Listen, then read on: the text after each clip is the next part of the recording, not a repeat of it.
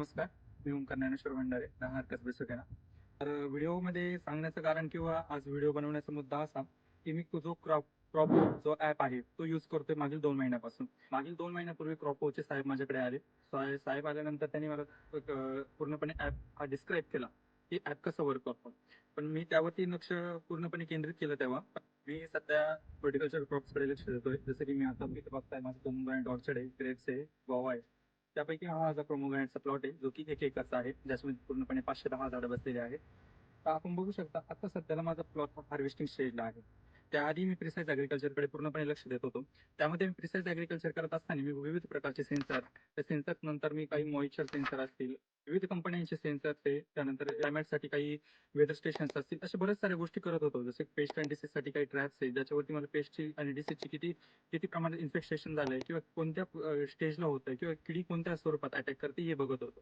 पण त्या सर्व गोष्टी मला वेगवेगळ्या ठिकाणी बघायला भेटत होत्या. जसं की मॉइश्चर सेन्सर मला वेगळं होतं, वेदर स्टेशन हे वेगळं होतं. डिसीज आणि पेस्ट मॅनेजमेंटसाठी मला ट्रॅप्स किंवा दुसऱ्या गोष्टी वापराव्या लागत होत्या. जसं त्याच्यामध्ये माझा फार वेळ जायचा किंवा मला विविध प्रकारातून त्या गोष्टी गोळा कराव्या लागायच्या. सर्व गोष्टी मला एका ठिकाणी भेटत नव्हत्या.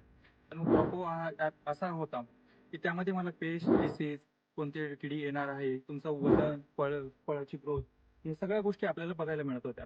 जसे की मला एकाच जागेवर सर्वत्र भेटत होतं. पण जेव्हापासून मी हा ॲप यूज करतोय, मागील 2 महिन्यापासून या ॲपची मी ट्रायल घेतोय, तर मी त्या ॲपवरती पूर्णपणे खुश आहे. का खुश आहे? तर त्याचं कारण असं, की सर्व गोष्टी मला एकाच ठिकाणाहून भेटत आहेत. त्यामध्ये मी आज जर बघितलं, आज माझा प्लॉट हार्वेस्टिंग स्टेजला आहे.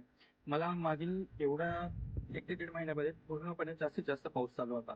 तर पाऊस चालू असताना मागचं कंडिशन कधी होती? कारण की माझी सॉईल ही मुरमाटीमध्ये मोडली जाते. त्याच्यामध्ये रिटेन्शन फार कमी. माझ्या सॉईलला जितकंही पाणी द्यावे तितकं कमी पडतं.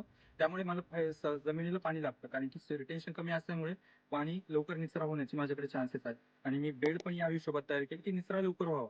म्हणजे वाक्सा लवकर कंडिशन येते किंवा वाक्सा कंडिशन आल्यावर खतं कशी द्यावी याचीही सजेशन मला प्रॉपर ॲप देत होता. आज जर बघितलं तर माझ्या मागे माझ्या डाळिंबाचं हार्वेस्टिंग साधारणतः 8 दिवसामध्ये करायचे आहे. तर आता बघितलं तर व्हेरिएशन खूप आहे माझ्या प्लॉट्समध्ये. जसं की या झाडावरती बघितलं तर साधारणतः 300 फळापर्यंत तर 200-250 फळांपर्यंत फळ आहे. या झाडावरती बघितलं तर फळ फार कमी आहे. आणि या झाडावरती बघितलं तर फळ फार कमी आहे. तर यामुळे मी माझ्या यील्डचा अंदाज लावू शकत नव्हतो. तर मी जर ॲप यूज केला तर ॲपने मला मी जसंही एकेका झाडाचा फोटो क्लिक करत गेलो, मला एक-एक गोष्ट सांगत गेला. आता मला झाडाने सांगितलं की याच्यावरती 337 फळं आहेत आणि याच्यावरती 200च फळं आहेत.